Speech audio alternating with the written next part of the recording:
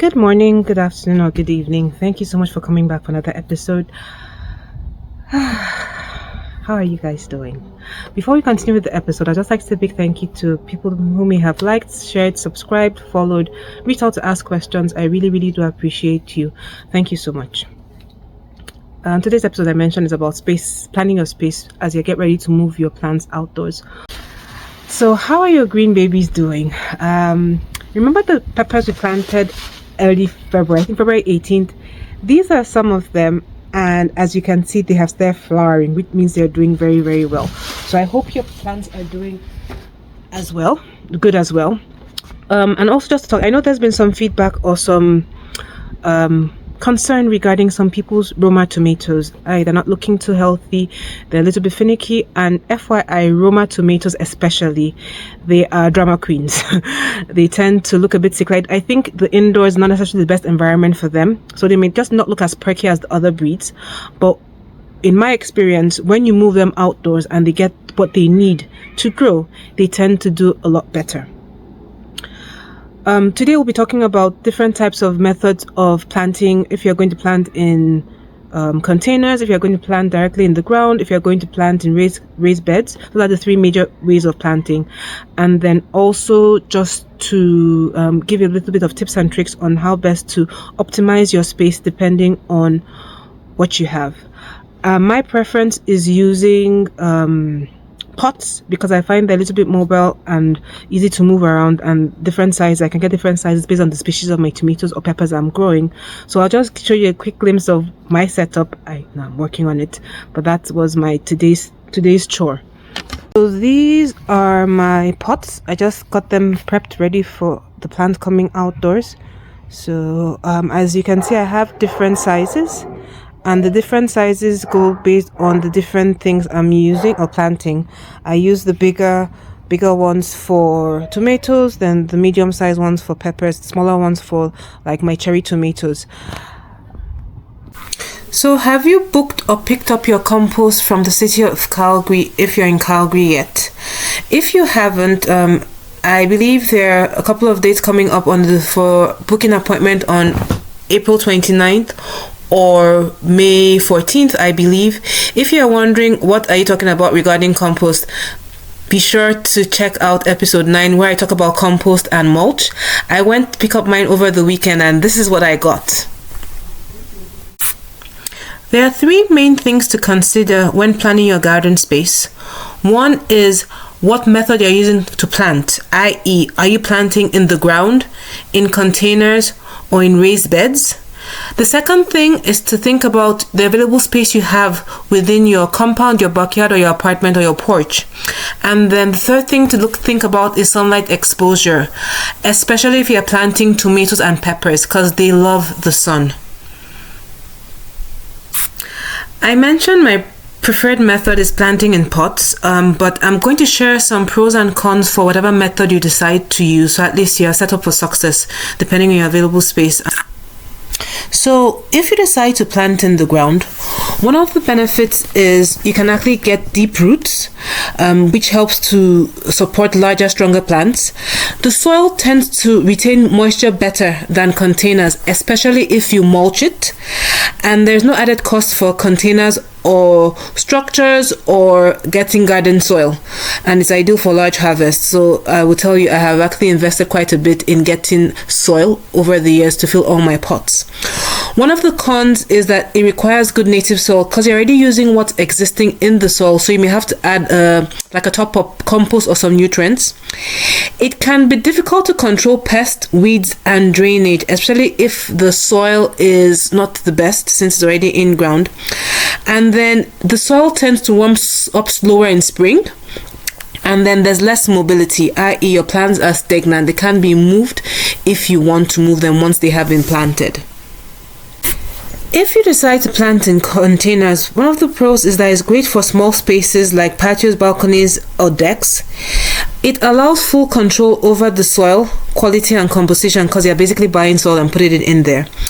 It is easy to move if you're chasing the sunlight, if you're trying to prevent it from extreme weathers, and then there are fewer issues with ground pests and soil-borne diseases and weeds as well. The cons with containers is there's limited space. Root space may restrict the plant depending on if you're planting an indeterminate type. It tends to dry out a lot faster than if you're planting on ground and requires more frequent watering. It can require more fertilizer, and then, as I mentioned before, the initial cost of containers and quality potting mix can be quite expensive. With garden planting in raised beds, the pros are it has excellent drainage and soil control. Because it's raised, there's a bit more space for the water to drain when you're planting. It tends to warm up faster in spring, which extends the growing season. It reduces stress on your back. It's easier to access and maintain, and also there are fewer weeds and better pest management. The cons with raised beds is it requires more construction and initial setup. Like the pot, it can easily dry out faster than in-ground beds, and also like the pot, the initial cost for materials and soil can be quite high.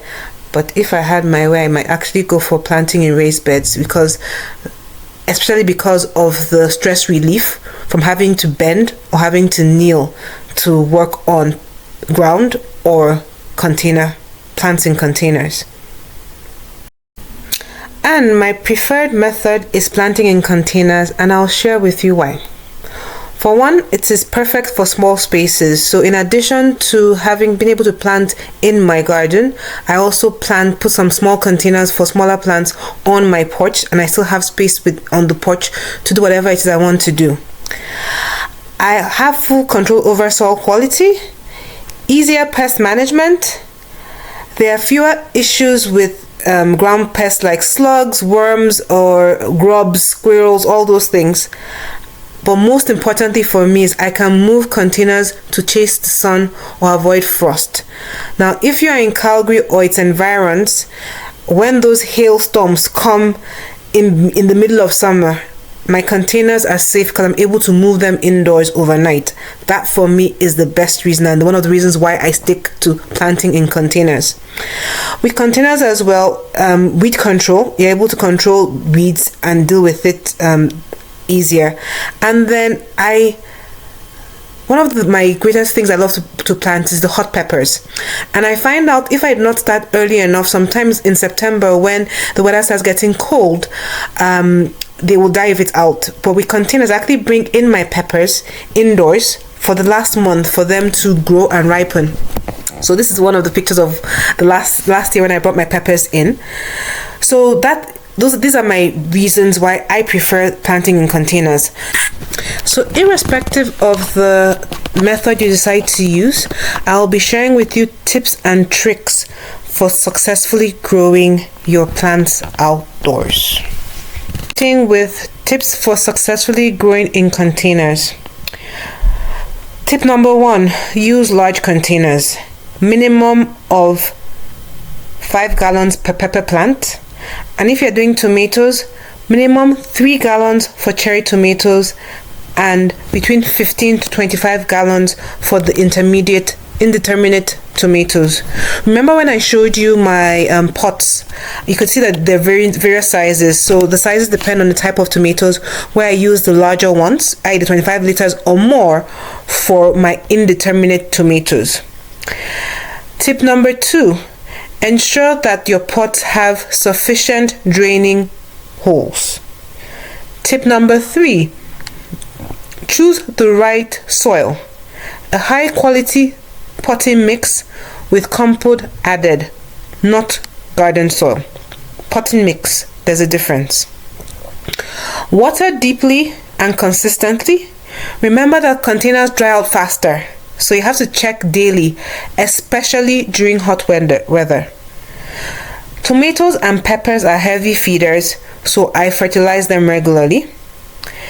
And then when I transplant my plants outdoors, I provide support early by installing cages or stakes when transplanting to avoid distorting the roots later. So in the next episode, I'll show you how to transplant your plants successfully into the great outdoors. If you decide to grow in ground, One tip is to improve the soil quality by adding compost or aged manure. Don't assume what you have in the ground is sufficient to provide enough nutrients for your plants. Ensure the soil is loose, well draining, and rich in organic matter. What I usually advise is to just dig a hole and then fill the hole with potting soil mixed with compost. As I said, I'll show you next time. Choose a sunny location, like a location whereby it's not directly in the scorching sun, but also not where there's complete shade, especially for tomatoes and peppers. Plan your spacing. If you bought seeds, or if you're looking at the seeds, they'll recommend spacing between plants averagely of 2 feet, i.e. 600 mm between plants, especially your indeterminate ones. Allow airflow. Airflow is important so your plants don't get stuffy. And wherever you're picking in terms of your area, choose an area that has 6 to 8 hours of direct sunlight daily. If you are planting in ground, mulching is a requirement, or it's better, because that way it helps to prevent weeds, it helps to retain moisture as well. And then also watch out for pests and weeds. Because you are on the ground level of on lower level, there you have more access to pests and weeds. And also, if you're planting in ground, inspect your leaves often. Just do an inspection of your plants, because sometimes you might actually have like a mite, a bug on it. You might not even know. You might find something eating your leaves or eating your fruits, and you won't even know until it's a little bit late. So be observant, be vigilant. Do a routine check once a week, just to see how your plants are faring, and if there's any pest or he has been exposed to pests. If you decide to use raised beds, when you're purchasing or making your raised beds, ensure there is a minimum depth of 12 to 18 inches, so there's enough space for proper root development. Always make sure you use quality mix with what you're putting in. And when you're making your beds, make sure there are holes, drainage holes. So there should be holes at the bottom of the bed in there. And then if you're making it from scratch with raised beds, you have the option of creating a drip irrigation system, which helps with watering, to make sure that your plants are sufficiently watered or well nourished in terms of water. If you're using a raised bed, always rotate your crops, because every time you plant, they take out nutrients from the soil. So next year, plant a different type of crop in that soil that has the required nutrients that are depleted. If alternatively, before your new session of planting or season of planting, if you're using raised beds, top it up. Put in some fertilizer or some compost into the soil to boost the quality of the soil in there. Also, when you're using raised beds like the ground, mulching is key. It helps retain the moisture in the soil. So that's it for today's episode. Thank you so much for watching, and please don't forget to like, subscribe, and share. And stay tuned for our next episode, which will be coming up in a couple of days, a week, we'll see. But this is going to be showing you how to move your plants outdoors. So I'll be showing you how to plant in ground, in raised beds, and in containers. Thank you so much, and see you soon. Bye bye.